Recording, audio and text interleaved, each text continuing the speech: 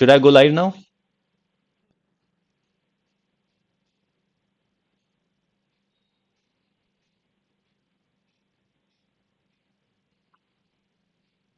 Okay, now I'm live. Can you see me?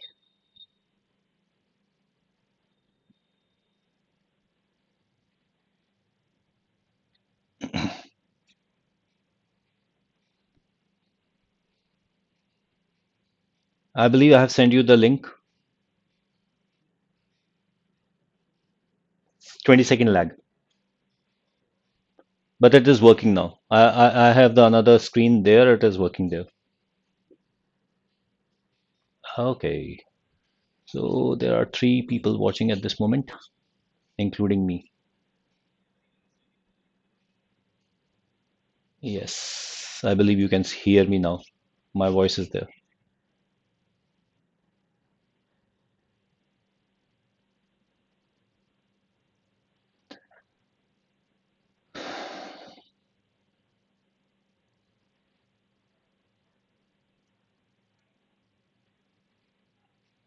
Okay, sir. So let's begin over with it.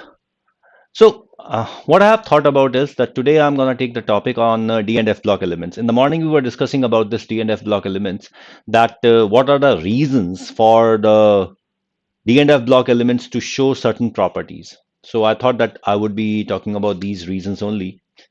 Any confusions here? Should we begin over with it? Okay. So, to get along with it, well, that's a little bit of my introduction. My name is Anup Vashisht. I'm an MSc in chemistry from University of Delhi. I have more than 25 years of teaching experience, and I have got the ranks, which are first ranks in AIMS, first rank in AIPMT, first rank in DPMT. So I do have all these ranks with me. So to get along with it, hi,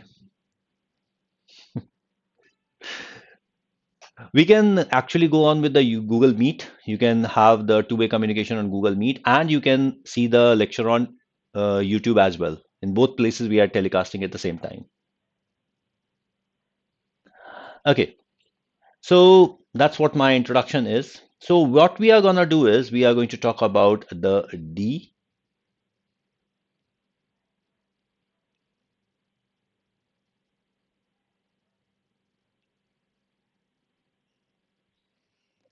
Hold on. Okay. So here we are going to talk about the D and F block elements. So as we have the kind of the information about the inorganic chemistry, what we know is that people say that inorganic chemistry is a lot about of learning. We have to learn a lot. We don't have to understand. We just have to learn and learn and learn. That is enough. And that for that NCRT would be enough. So in today's session, we are not going to talk about the learning part. We are going to talk about understanding part. And what we are going to talk today is basis of inorganic chemistry. So let's get along with very simple thing. Very simple thing about why a bond is formed, or rather, I would be talking about what are necessary conditions for overlap of atomic orbitals. Okay, so before we begin with the chapter, we need to understand a very important concept, and that is the overlap of the orbitals and formation of the bonds. Uh, what we need to understand is that for the orbitals to overlap, they must satisfy two conditions. Two conditions must be satisfied, otherwise the orbitals are not going to overlap. Now let's see what are those conditions that must be satisfied.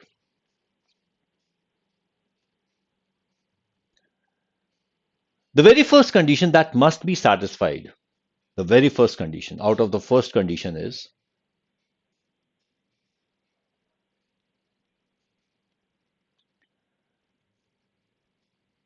orbitals must have proper orientation. Okay. Now, if you want to ask anything about, you can actually ask me here on chat in the Google Meet. You can ask me on the chat in YouTube. You can just speak it up and I'll be able to answer it. Okay. So orbitals must have a proper orientation. Now, what exactly is meant by proper orientation? Now, there are certain simple, very, very simple examples. Let's say there are two people and they want to shake hands. Now, for the two people to shake hands, a proper orientation is required. The two people must be facing each other. They must have the hands properly aligned. And to shake hands with the right hand, you need to have the other person also put forward the right hand. Otherwise, they won't be able to shake the hands. In the same manner, when the orbitals try to overlap, they must have a proper orientation. Now, orbitals are capable of overlapping in two ways. One, what we call as the axial overlap. That is, the two orbitals are on the same internuclear axis and they overlap on the axis. Now, when we talk about the axial overlap, we need to define something called internuclear axis. Now, let's say we talk about the definition of internuclear axis. Internuclear axis you can consider as the line joining the two nuclei. Let's say we have one atom here, we have another atom here, and we have a line which is joining the two atoms. Now, this is the line joining the two atoms. Now, this is what we have as internuclear axis. You can consider the internuclear axis to be X. You can consider it to be Y, you can consider it to be Z, doesn't make a difference. You can consider any of these axes to be the internuclear axis. Now let's consider, normally what we consider is internuclear axis to be Z. Now if the internuclear axis is Z, then in that case, what orbitals can overlap to give the axial overlap? The orbitals which can overlap to give the axial overlap would be, first of all, S and S. The two s orbitals, they are circular orbitals, and therefore they can overlap on the axis. So this is what we have as internuclear axis. Then second overlap which is possible is that we can have pz orbital overlapping with another pz orbital.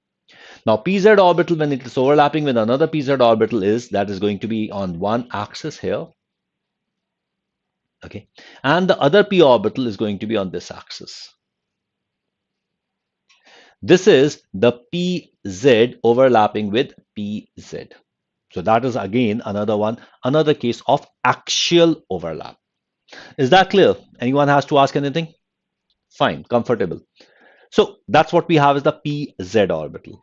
Getting a little further, there is a third kind of overlap, and that is when an s orbital overlaps with a pz orbital. So s and pz orbital also leads to an axial overlap.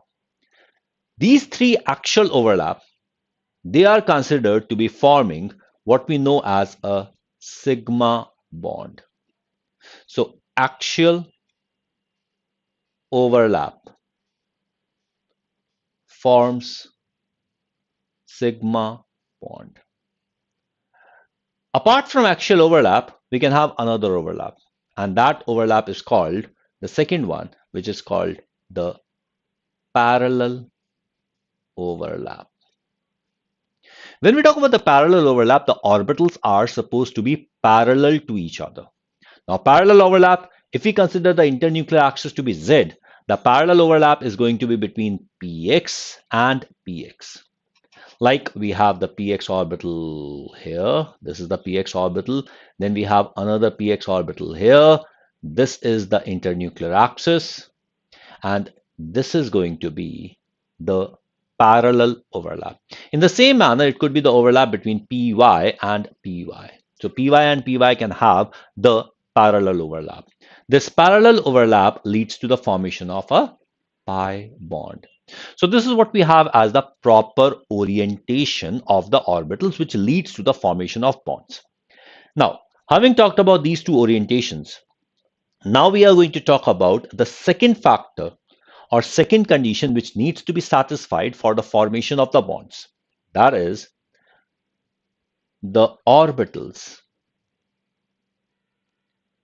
must have similar energy. Okay. As energy gap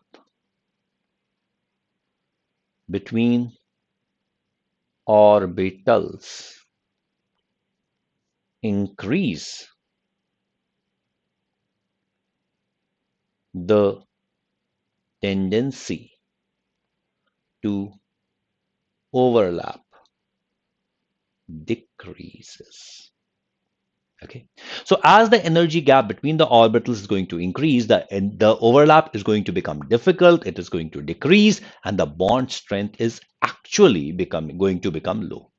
So that is what we have as the tendency to overlap. Now, if we want to know that whether these orbitals are going to overlap or not, we need to understand what is going to be the energy gap between the orbitals. For that, we need to understand how the energy gap between the orbitals changes.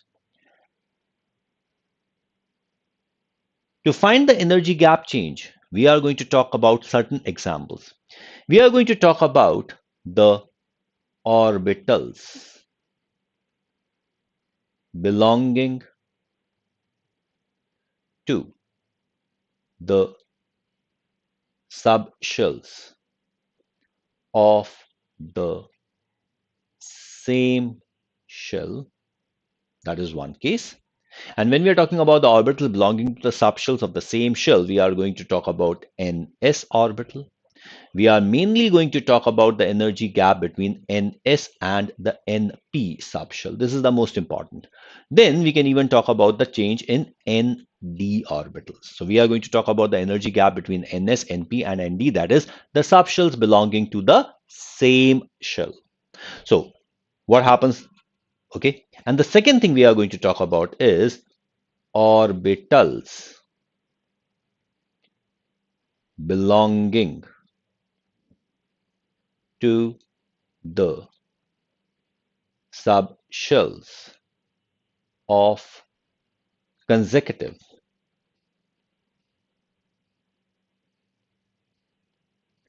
shells. And here, the most important change, the most important example that we are going to consider is n minus 1 d and ns. When we talk about the inner transition element, that is, we are talking about the F block elements, then in that case, we are going to talk about n minus 2f as well. That also becomes significant. But as we talk about the subshells, the transition element, here the n minus 1d and ns gap becomes the most important. Is it clear? So that is what we are going to have here. And then let us see how this energy gap changes. When we are talking about the energy gap, we talk about the energy gap while moving across the period. Across the period means we are going left to right in a period. And then we talk about moving down the group. Okay. So we are going to talk about the change in energy gap across the period. The very first thing, energy gap between orbitals belonging to the subshell of the same shell increase. So, I hope you are able to understand this very thing. Now, I hope you can understand that what we are talking about, the orbitals belonging to the same subshell. Like orbitals belonging to the same subshell have the same energy. They are considered degenerate orbitals. For example, if we have 2s, now 2s subshell contains only one orbital. But if we talk about the 2p, 2p contains three orbitals. It is 2px, it is 2py, it is 2pz. Now, these three orbitals, which belong to the same subshell, that is 2p, they have the same energy. They have the same energy. And that is why we have the name degenerate orbitals. Degenerate means the orbitals which do not have any energy gap between them. So that is what we call as degenerate orbitals. So in this point, what we are talking about is we are talking about the energy gap between 2s and 2p. 2s and 2p are the subshells belonging to the same shell, and we are talking about the energy gap between these two subshells. So that is what we have as the gap. So when we say that the energy gap between the orbitals belonging to the subshell of the same shell increases, that would mean that as we are moving across the period, the energy gap between 2s and 2p subshell will increase. That is given by a very simple example, very simple and a real, actual fact. And what's that fact? The fact says that when we have lithium, the energy gap between 2s and 2p is somewhat near about 200 kilojoule per mole. That is the energy gap between 2s and 2p. But when we reach up to fluorine, this energy gap between 2s and 2p rises to something around 2500 kilojoule per mole. Now, it's quite easy to understand that here the energy gap, that is the 2s orbital taking part in bond formation, will become difficult as we are moving across the period. It is something like an example. An example is, let us say you want to wear some dress to a party, and what you find is that you are missing a matching tie. Now, if you are supposed to get that matching tie from a cabinet a little higher in your almirah, then in that case, fine enough, you are going to get a chair and you are going to pick up that particular cabinet. If you have to get that particular tie from a friend who's your neighbor, living maybe something like 100, 200 yards from a house, then maybe you are going to rush to your friend's house and get it. But if you are going to get a tie from a friend who is staying maybe 5 kilometers from your house, maybe you are not going to get that matching tie. In the same manner, when we are trying to get the electron to form the bond, if the energy gap between the orbitals from where we need to take the electron is very high, then the electron will not be used in the bond formation. So that is the typical problem when we are talking about the energy gap. So here, in case of fluorine, the participation of the 2s orbital electron in bonding is quite low. Okay, so that's what we have as the bonding formation. So that's what we have as across the period in the orbitals belonging to the subshells of the same shell. But when we talk about the orbitals belonging to the subshell of different shell or consecutive shells, what we find is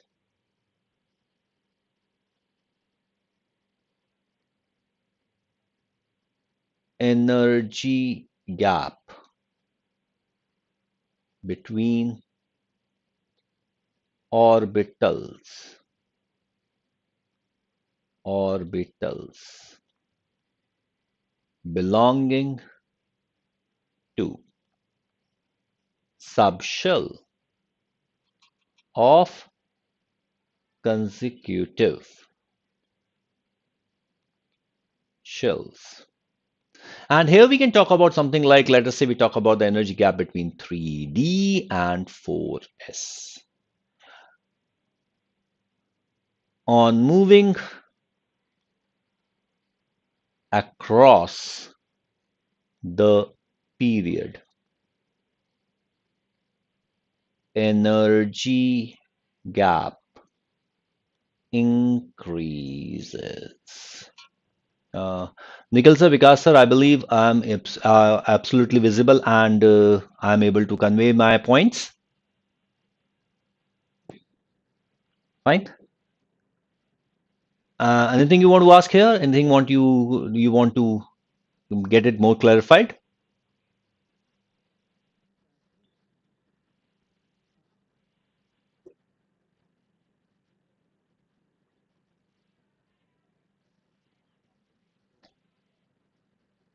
So here you would like me to change the delivery in any way?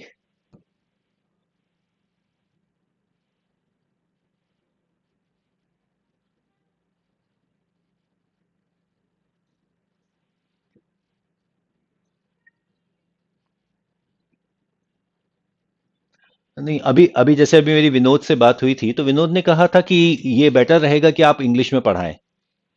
तो इसीलिए मैं इस समय पूरा English में पढ़ाने की कोशिश कर रहा था, मैं हिंदी की बात नहीं कर रहा था। बाकी मेरा जो अगर मेरी कमांड की बात की जाए तो मेरा हिंदी पर भी उतना ही पकड़ है जितनी मेरी अंग्रेजी पर पकड़ है। मैंने हिंदी भाषा के पूर्ण, जिसे कहते हैं कि पूर्ण हिंदी भाषा के भी सत्र लिए हुए हैं।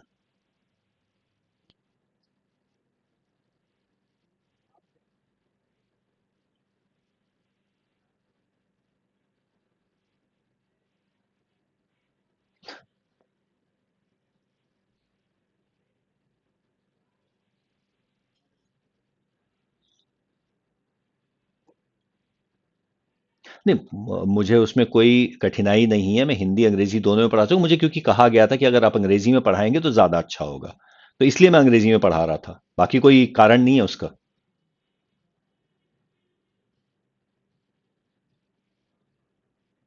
कोई दिक्कत नहीं है, कोई दिक्कत, कोई दिक्कत नहीं है, मुझे मुझे कोई दिक्कत नहीं है। Thanks a lot, I need a feedback from your side ना, आपको आपकी तरफ से भी तो मुझे फीडबैक चाहिए ना कि कैसा आपको चाहिए वैसा हो जाएगा। नहीं नहीं नहीं नहीं, मेरे लिए कोई दिक्कत नहीं है, मेरे लिए स्विच करने में कोई कठिनाई नहीं है। अब जैसे कि यहां पर है भाई, जैसे कि अगर हम बात करते हैं हेयर, जैसे कि मैंने कहा on moving across the period, भाई हमें दाएं हाथ से बाएं हाथ से दाएं हाथ की तरफ, सीधे हाथ से जो लेफ्ट से राइट की तरफ अगर जाना है तो लेफ्ट से राइट की तरफ जाते हुए यहां पर जो इनके बीच की जो दूरी है, जो गैप है, वो बढ़ता चला जाता है। और जैसे जैसे ये गैप बढ़ता चला जाता है, हमारे पास जो लोअर एनर्जी के ऑर्बिटल हैं उनके लिए बॉन्ड बनाने में पार्टिसिपेट करना, उनके लिए उसके अंदर भाग लेना मुश्किल होता चला जाता है। तो उससे होता यह है कि ये जो 3D, अगर हम अक्रॉस चलते चले जा रहे हैं, लेफ्ट टू राइट जाते चले जा रहे हैं, तो जैसे जैसे हम लेफ्ट टू राइट जाएंगे तो यहां पर उसके लिए जो 3D ऑर्बिटल के इलेक्ट्रॉन है उनके लिए बॉन्ड बनाने में पार्टिसिपेट करना मुश्किल होता चला जाएगा। अब यहां पर जैसे हमारे पास है स्कैंडियम, हमारे पास है titanium, vanadium, chromium, manganese, iron, cobalt, निकल, कॉपर, जिंक। अब जैसे अगर हम इसकी बात करते हैं तो जैसे जैसे हम इसके अंदर अक्रॉस चलते चले जा रहे हैं, scandium, titanium, vanadium, chromium, manganese, iron, cobalt, निकल, कॉपर, जिंक, इनकी तरफ चलते चले जाएंगे, तो स्कैंडियम के अंदर जो हमारे पास है कॉन्फ़िगरेशन है 3D1 4s2। तो 3D1 4s2 के बीच में एनर्जी गैप बहुत कम होता है। और क्योंकि जब स्कैंडियम की बात करते हैं उसके अंदर 3D1 4s2 के बीच में एनर्जी गैप बहुत कम होता है, तो स्कैंडियम के जितने भी कंपाउंड्स हैं उन सब में ये तीनों इलेक्ट्रॉन हमेशा पार्टिसिपेट करते हैं। ऐसा कभी होता ही नहीं है कि स्कैंडियम का 3D इलेक्ट्रॉन पार्टिसिपेट ना करे। और क्योंकि स्कैंडियम का 3D इलेक्ट्रॉन इसलिए पार्टिसिपेट करता ही करता है, तो स्कैंडियम सिर्फ और सिर्फ एक ऑक्सीडेशन स्टेट शो करता है, और वो है +3। तो स्कैंडियम के अंदर कभी भी जब कंपाउंड बनता है तो उसके अंदर हमेशा +3 ऑक्सीडेशन स्टेट ही होती है। आप ये भी कह सकते हैं कि स्कैंडियम एक ऐसा ट्रांजिशन एलिमेंट है जो कि वेरिएबल ऑक्सीडेशन स्टेट शो नहीं करता। वो सिर्फ एक ही ऑक्सीडेशन स्टेट शो करता है। और रीजन क्या है कि स्कैंडियम के डी और एस के बीच में एनर्जी गैप बहुत कम होता है। अब जैसे जैसे हम अक्रॉस चलते चले जाते हैं, टाइटेनियम के अंदर मोस्टली 4 इलेक्ट्रॉन पार्टिसिपेट करते हैं, वैनेडियम के अंदर मोस्टली 5 इलेक्ट्रॉन पार्टिसिपेट करते हैं, क्रोमियम के अंदर 6 इलेक्ट्रॉन पार्टिसिपेट कर सकते हैं, लेकिन क्रोमियम के अंदर 6 इलेक्ट्रॉन का पार्टिसिपेशन थोड़ा सा मुश्किल हो जाता है। और क्योंकि क्रोमियम के अंदर 6 इलेक्ट्रॉन का पार्टिसिपेशन मुश्किल हो जाता है, डी के इलेक्ट्रॉन पार्टिसिपेट करने में थोड़े से रिलक्टेंट हैं, इस वजह से क्रोमियम में +6 oxidation state becomes oxidising state. अब क्रोमियम से मैंगनीज में जा रहे हो तो आप कहोगे कि सर आपने कहा था कि क्रोमियम में 6 इलेक्ट्रॉन पार्टिसिपेट करना मुश्किल है क्योंकि एनर्जी गैप ज्यादा हो जाता है, मैंगनीज में तो और भी ज्यादा हो जाएगा। तो आप ये कहना चाहते हो कि मैंगनीज की +7 ऑक्सीडेशन स्टेट क्रोमियम की +6 ऑक्सीडेशन स्टेट से भी लेस स्टेबल है। तो अगर क्रोमियम की +6 ऑक्सीडेशन स्टेट ऑक्सीडाइजिंग है तो मैंगनीज की +7 ऑक्सीडेशन स्टेट और ज्यादा ऑक्सीडाइजिंग होगी। क्रोमियम की +2 ऑक्सीडेशन स्टेट उतनी स्टेबल नहीं होगी, लेकिन मैंगनीज की +2 ऑक्सीडेशन स्टेट और ज्यादा स्टेबल होगी क्योंकि मैंगनीज में डी ऑर्बिटल का पार्टिसिपेशन मुश्किल है। एब्सोल्युटली राइट, ऐसा ही होता है। मैंगनीज की +7 oxidation state is more oxidising than +6 oxidation state of chromium. तो जैसे जैसे हम अक्रॉस द पीरियड चलते चले जा रहे हैं, हायर ऑक्सीडेशन स्टेट की स्टेबिलिटी कम होती चली जा रही है और हायर ऑक्सीडेशन स्टेट की ऑक्सीडाइजिंग नेचर बढ़ती चली जा रही है। तो that is what we find. तो अब देखो, एक सिंपल सी बात है, भैया डी इलेक्ट्रॉन्स रिलक्टेंट हो गए तो एस इलेक्ट्रॉन पार्टिसिपेट कर रहे हैं, सारे इलेक्ट्रॉन पार्टिसिपेट नहीं कर पा रहे, हायर ऑक्सीडेशन स्टेट अनस्टेबल हो गई, जितनी अनस्टेबल हो गई उतनी स्ट्रॉन्ग ऑक्सीडाइजिंग एजेंट बन गया। कोई कंफ्यूजन नहीं, कोई प्रॉब्लम नहीं। Is it not easy? Very easy. चलो, तो ये हमारे पास आ जाता है moving across the period energy gap बढ़ता चला जा रहा है। तो बॉन्डिंग में इलेक्ट्रॉन का डी ऑर्बिटल डी सैप्शल इलेक्ट्रॉन का पार्टिसिपेशन मुश्किल होता चला जा रहा है। नाउ, ये तो हमने बात की अक्रॉस द पीरियड की।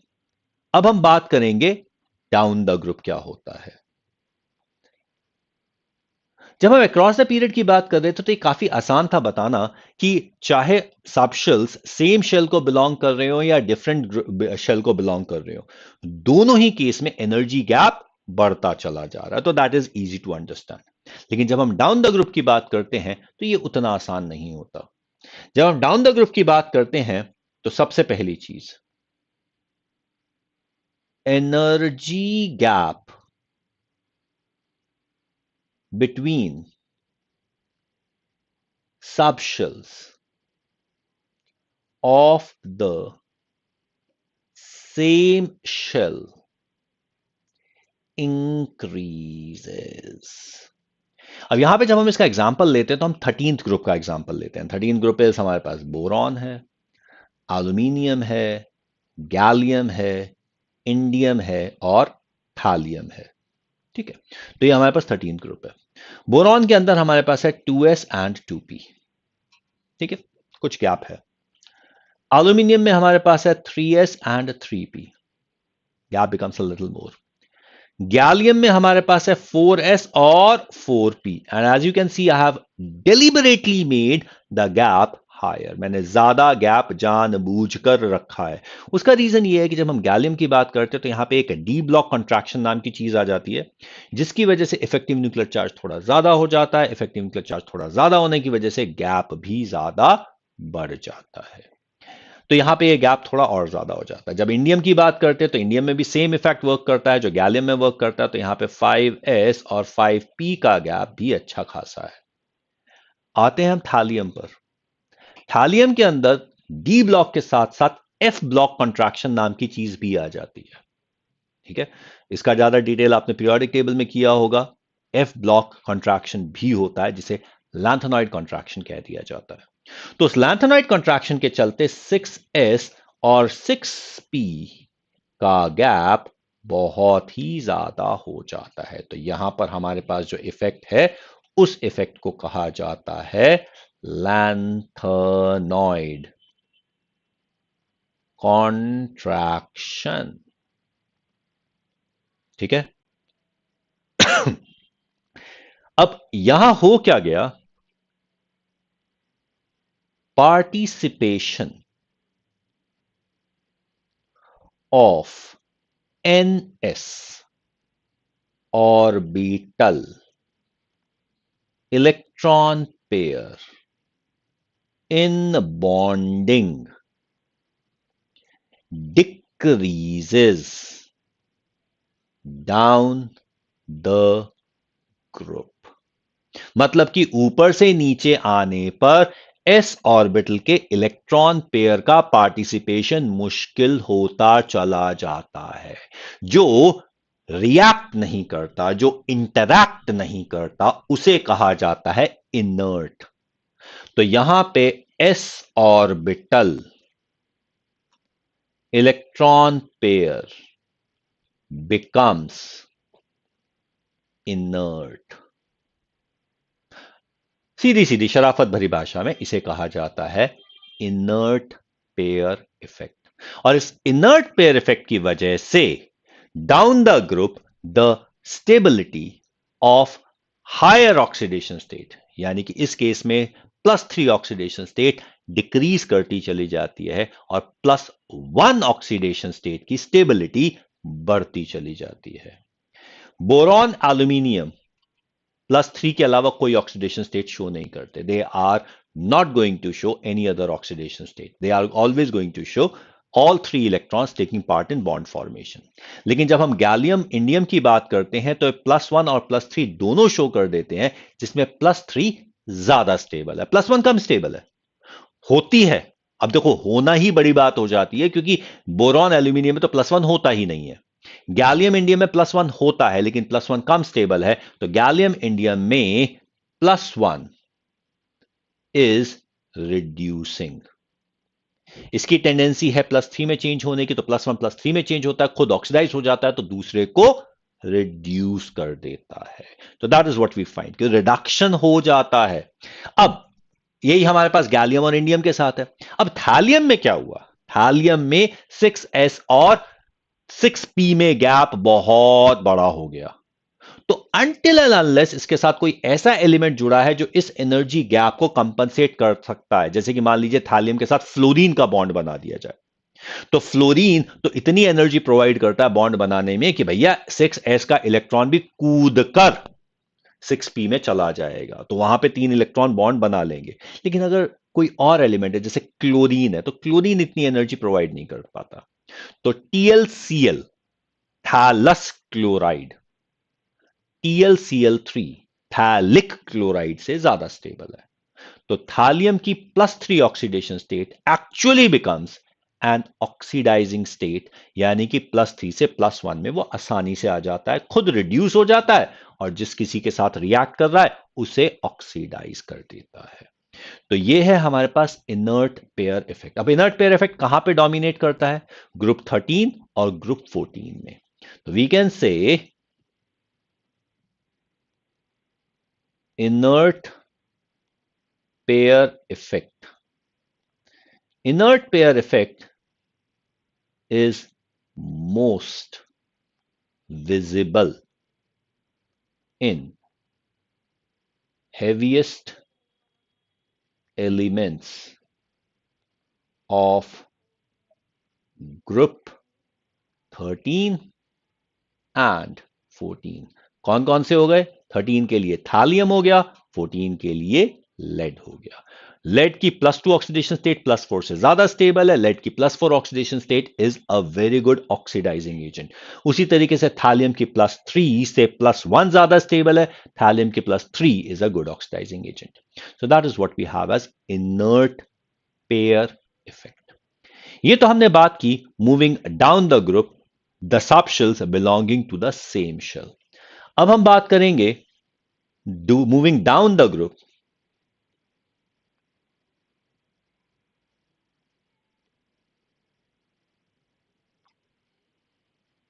subshells belonging to consecutive shells। मतलब कि हम आगे पीछे वाले शेल्स की बात करें। अब आगे पीछे वाले शेल्स में क्या आएगा हमारे पास केस? 3D4s, ठीक है, 4D5s, ठीक है, 6D 5d 6s, हम इनकी बात करेंगे। ये फर्स्ट ट्रांजिशन सीरीज है, सेकंड ट्रांजिशन सीरीज है, ये थर्ड ट्रांजिशन सीरीज है। नाउ व्हाट हैपेंस, जैसे जैसे हम डाउन द ग्रुप आते हैं यहां उल्टा होता है, एनर्जी गैप डिक्रीजेस, ये एनर्जी गैप कम होता चला जाएगा। अब वही बात है ना, दोस्तों के बीच में गैप कम होता चला जाएगा तो उनके मिलने के चांसेस बढ़ते चले जाएंगे, उनके मिलने के चांसेस बढ़ते चले जाएंगे तो उनके बीच में बॉन्ड स्ट्रांग होता चला जाएगा। बिल्कुल एग्जैक्टली यहां पे यही होता है। अब जैसे जैसे हम आते चले जाएंगे नीचे तो यहां पर इनर डी ऑर्बिटल के लिए बॉन्ड फॉर्मेशन में पार्टिसिपेट करना आसान हो जाएगा, बॉन्ड स्ट्रांग हो जाएगा, oxidation state, higher oxidation state ज्यादा स्टेबल हो जाएगी। इसीलिए अगर ऐसा हुआ, हायर ऑक्सीडेशन स्टेट अगर ज्यादा स्टेबल होती चली जाएगी तो पहली बात तो यह है कि अगर मान लीजिए जैसे हम मैंगनीज की बात कर रहे हैं, मैंगनीज की +7 ऑक्सीडेशन स्टेट की बात करें, तो जैसे जैसे हम नीचे आते चले जाएंगे +7 ऑक्सीडेशन स्टेट और ज्यादा स्टेबल होती जाएगी। क्रोमियम की +6 ऑक्सीडाइजिंग ऑक्सीडेशन स्टेट है, लेकिन जब हम मॉलिब्डेनम और टंगस्टन में आते हैं, क्रोमियम मॉलिब्डेनम टंगस्टन, जब हम टंगस्टन पे आते हैं तो +3 ऑक्सीडेशन स्टेट स्टेबल होती है, इट इज नॉट ऑक्सीडाइजिंग। साथ ही साथ बॉन्ड स्ट्रेंथ अगर बढ़ेगी तो मेल्टिंग और बॉइलिंग पॉइंट भी ज्यादा हो जाएगा। और what we find is on moving down the group in transition element, the melting and boiling point actually increases. ठीक है, तो ये हमारे पास आ जाता है किस तरीके से डाउन द ग्रुप जाने पर बॉन्ड स्ट्रेंथ से फर्क पड़ता है। तो let's see a little bit of, ये तो मैंने आपको लिख के बता दिया। नाउ लेट अस सी थोड़ा सा लिखा लिखाया। भाई कभी कभी राइटिंग समझ में नहीं आती ना, तो चलिए देखते हैं फिर क्या होता है। तो that's what we are talking about the energy gap between the 2s and the 2p orbitals, or the 2s and the 2p subshells of the same shell, will keep on increasing on moving across the period। ये जो मैंने आपको बता दिया है। इसके बाद we can talk about lithium का एनर्जी गैप हमारा 200 किलो जूल्स पर मोल है, और फ्लोरीन का गैप 2500 किलो जूल्स पर मोल है। ठीक है, और इसका जब हम इफेक्ट देखते हैं तो where do we get this effect, कहां पे हमें ऑब्जर्व होता है। कुछ फैक्ट्स की बात करें, सीधे सीधे सिंपल सिंपल कुछ फैक्ट्स की बात, और ये देखा जाता है सबसे पहले मेल्टिंग और बॉइलिंग पॉइंट के ट्रेंड्स में। ठीक है, what is the trend in the melting point of transition element. अब ये देखो, ये हमारे पास है, ये है हमारे पास फर्स्ट ट्रांजिशन सीरीज। ठीक है, जब इसकी बात करते हैं ये हमारे पास है सेकेंड ट्रांजिशन सीरीज, और जब हम इसकी बात करते हैं तो ये हमारे पास है थर्ड ट्रांजिशन सीरीज। जैसे कि आप देख ही सकते हो कि जैसे जैसे हम नीचे आते चले जा रहे हैं, melting point is actually increasing, और मेल्टिंग पॉइंट जब इंक्रीज हो रहा है तो इससे हमें यह पता चलता है कि बॉन्ड स्ट्रेंथ इंक्रीज होती चली जा रही है। Because of the increase in the bond strength, the melting and the boiling point increases. अब यहां पर इसको हमने मेल्टिंग और बॉइलिंग पॉइंट की बात कर ली। अब आगे देखो, ये हमारे पास एक और चीज आ जाती है, enthalpies of atomization. Enthalpy of atomization की बात जब हम करते हैं, जैसे कि हम मेटल्स की बात करें तो मेटल्स के अंदर हमारे पास कुछ नाम आते हैं। एक नाम हमारे पास आ जाता है सब्लिमेशन। ठीक है, दूसरा हमारे पास आ जाता है लैटिस एनर्जी। तीसरा हमारे पास आ जाता है atomisation. The important thing is कि मेटल्स के लिए इन तीनों एनर्जी का मतलब एग्जैक्टली सेम होता है। ठीक है, सेम फॉर मेटल्स। और एक बात बहुत सीधी सी है, what exactly it depends on, ये डिपेंड करता है मेटेलिक बॉन्ड स्ट्रेंथ पर, ये डिपेंड करता है बॉन्ड स्ट्रेंथ पर। तो जितनी मेटेलिक बॉन्ड स्ट्रेंथ ज्यादा होगी, जितने इलेक्ट्रॉन शेयर ज्यादा होंगे, ये उतना ज्यादा होता चला जाएगा. So down the group.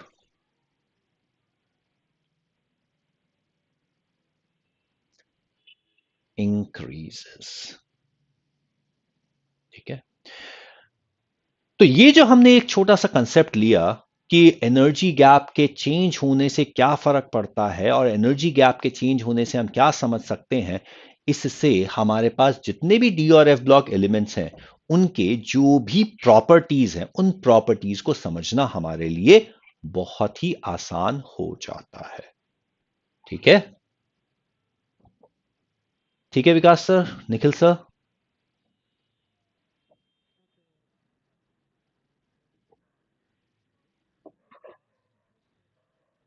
बोलिए.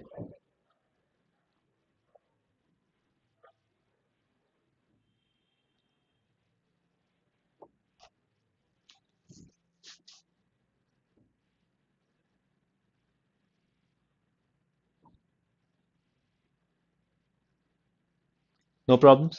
No problems. थोड़ा सा एग्जाम्पल मैंने लिया था लेकिन थोड़ा सा बहुत ज्यादा एग्जाम्पल्स मैंने नहीं लिए वो सेंस ऑफ ह्यूमर वाले. इसी कंसेप्ट को उसी तरीके से एक्सप्लेन करें. छोटा सा मैंने एक एग्जाम्पल लिया था वो टाई वाला, थोड़ा सा. तो लेट ठीक है, चलाते हैं. चलिए. अब सोचने वाली बात यह है कि आखिरकार ये जो ऑर्बिटल्स हैं वो किस तरीके से ओवरलैप करेंगे. तो एक छोटा सा एग्जाम्पल लेते हैं. लेट अस से आप हैं, आपको अपने फ्रेंड के बर्थडे पार्टी में जाना है. अब आपको अगर अपने फ्रेंड के बर्थडे पार्टी में जाना है तो आप अपने कपड़ा ध्यान रख रहे हैं, कपड़े इकट्ठे कर रहे हैं. व्हाट यू फाइंड इज कि आपके पास मैचिंग जूते नहीं है. अब वो जूते कहां से लाएं? तो आपको जूते लेने के लिए अपने एक दूसरे फ्रेंड के घर पर जाना है. ठीक है. नाउ अब अगर आपके और आपके फ्रेंड के बीच में जो घर के बीच में डिस्टेंस है वो 100 मीटर्स का है, आप चले जाओगे. 100 मीटर्स है, मैं जूते लेकर आ जाता हूं. अगर मान लो 200 मीटर है तो आप थोड़ा सा सोचोगे कि जाऊं या नहीं जाऊं. टाइम लगेगा, थोड़ा सा मुश्किल हो जाएगा. अगर मान लो आपके पास 1 किलोमीटर है तो आप कहोगे यार छोड़ यार, जो जूते पहनने पहन के चले जाएंगे, क्या फर्क पड़ता है. अब मैं क्या करता हूं, मैं थोड़ा सा चेंज कर देता हूं. आप जिस बर्थडे पार्टी पर जा रहे हो वो आपके फ्रेंड की बर्थडे पार्टी नहीं है, वो आपकी गर्लफ्रेंड की बर्थडे पार्टी है. अब अगर आपको अपने गर्लफ्रेंड की बर्थडे पार्टी में है तो आई कैन अश्योर यू कि आप 1 किलोमीटर नहीं, आप 5 किलोमीटर भी जाओगे, because you want to give a proper impression. अब आप कहोगे कि सर ये फ्रेंड और गर्लफ्रेंड क्या चीज है, क्या डिफरेंस है. तो उसका डिफरेंस बहुत सिंपल सा है. देखो बेटा, सोचने वाली बात यह है कि आपको जब जूते लेने के लिए जाना है, किसी डिस्टेंस पर जाना है, तो आपको थोड़ी सी एनर्जी स्पेंड करनी है. बिल्कुल उसी तरीके से एक लोअर एनर्जी ऑर्बिटल के इलेक्ट्रॉन को हायर एनर्जी ऑर्बिटल के इलेक्ट्रॉन में ऑर्बिटल में जाने के लिए एनर्जी स्पेंड करनी है. अब सवाल यह है कि उस एनर्जी स्पेंड करने से फायदा क्या है. बॉन्ड किससे बनेगा, बॉन्ड बनने में कितनी एनर्जी रिलीज होगी. अगर मान लो वो बॉन्ड बन रहा आयोडीन से. अब iodine is not a very good friend, उसके बॉन्ड स्ट्रांग नहीं बनते. तो यहां से ये इलेक्ट्रॉन कहेगा यार मैं नहीं जा रहा आयोडीन से बॉन्ड बनाने के लिए ऊपर. तो आयोडीन के साथ जब वैलेंसी बनेगी तो वो कम वैलेंसी होगी. यानी कि अगर मैं कॉपर की भी बात करता हूं ना, तो कॉपर के भी डी साब्शल से एस में इलेक्ट्रॉन ट्रांसफर नहीं होता. कॉपर भी आयोडीन के साथ सिर्फ +1 वैलेंसी शो करता है. तो आयोडीन के साथ बॉन्ड बनाने में बहुत ज्यादा लोग इंटरेस्टेड नहीं है क्योंकि एनर्जी ज्यादा रिलीज नहीं होती. ठीक है. ऑन द अदर हैंड अगर हम फ्लोरीन की बात करें तो फ्लोरीन इज, यहां पर अब कितनी भी एनर्जी प्रोवाइड करनी पड़े वो हो जाएगी. मजेदार बात यह है कि कॉपर का CuF एग्जिस्ट ही नहीं करता, एग्जिस्ट ही CuF2 करता है.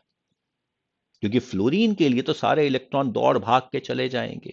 तो यहां पर ध्यान रखिएगा कि कौन सा बॉन्ड बनता है, इलेक्ट्रॉन एक्साइट होता है या नहीं होता, ये इस बात पर तो डिपेंड करता ही है कि एनर्जी गैप कितना है. Yes it does depend on that. लेकिन ये इस बात पर भी डिपेंड करता है कि बॉन्ड किससे बन रहा है, उसके टाइम पर एनर्जी कितनी ज्यादा इंपॉर्टेंट हो जाती है. समझ में आई ये बात? Sir, Nikhil sir.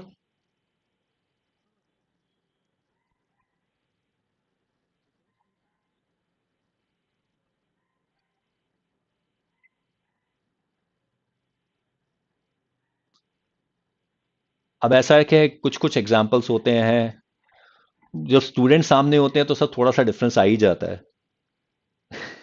अब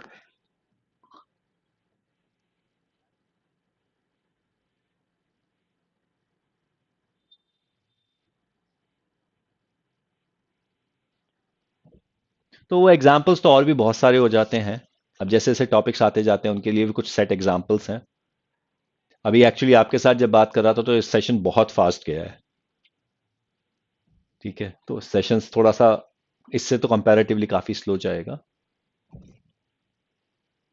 बाकी तो जैसा भी होगा हमारे पास होगा इंटरेक्शन यहाँ पे। आपने यूट्यूब पे तो आपने देखा नहीं, आपने सिर्फ इसी पे ही देख रहे थे।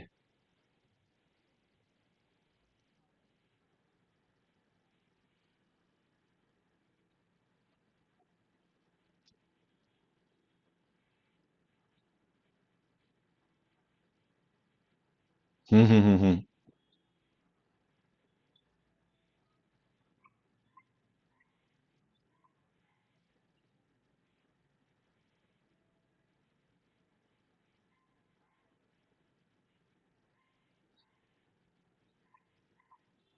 नहीं नहीं, ऑफिशियल की नहीं, उन्होंने इंग्लिश रखा था। तो वो मैं इंग्लिश में थोड़ा ज्यादा कर रहा था, they were more comfortable with English, I said. I believe Vinod जो है वो शायद इंग्लिश में थोड़ा ज्यादा कंफर्टेबल है।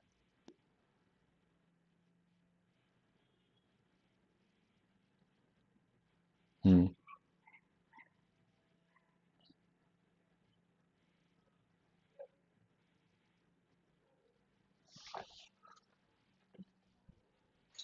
ठीक है।